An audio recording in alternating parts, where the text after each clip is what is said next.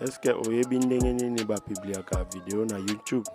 Soko oyebi te, eloko na osenga na yo s'abonner, o liker, o partager. C'est parce que awa na olakisa ndenge nini bapubliaka video na YouTube.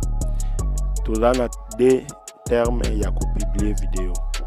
Ya kopublier video ya mulai o ya parti ya 5 minutes mata. Na ya kopublier video ya 1 minute à 60 secondes. Na YouTube, il y a des termes à vidéo short, na vidéo long. Vidéo short est facilité au poké. Bato baskolaka rapidement sur YouTube sans kotala ba vidéo ya milai, batala ka vidéo short. Bawe bazalaka besoin ya kotala ba vidéo ya milai loka bato baluka ba formation, baluka ka bato baluka ba comment ko réparer ba biloko, comment ko sala nini auto bazalaka besoin nango nde batala ka ba vidéo ya milai. Alors s'abonner, liker, partager kobo sanate.